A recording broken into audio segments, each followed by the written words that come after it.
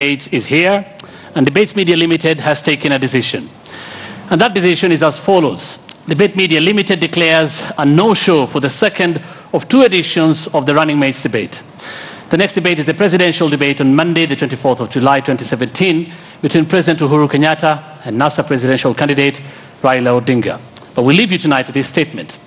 On the 9th of May, the steering committee of the presidential debates made the preliminary announcement of its plans to stage this year's presidential debate. Now, this was not an entirely new concept in the country, having been successfully introduced in 2013 by the mainstream media in the country. Now, at the time, there was no validly nominated presidential candidate, as the formal presentation of papers to the IEBC would come much later in May.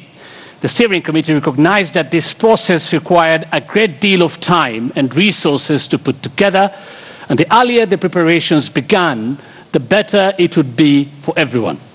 This is the reason why this process could not have waited for the parties to declare who their presidential candidates and running mates would be. Nevertheless, the steering committee relentlessly reached out to all campaign teams through formal letters and informal channels. In June, the committee published the criteria for participation in the debates, and drawing from international best practice, determined that there would be two debates in one. The first would involve candidates who would have scored less than 5% in national opinion polls conducted by two research firms. The second part of the debate would only involve the candidates with more than 5% in the same opinion polls.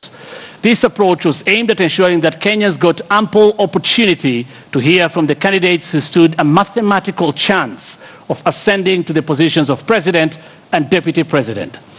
But in so doing, the committee wanted to be as inclusive as possible in the debates. This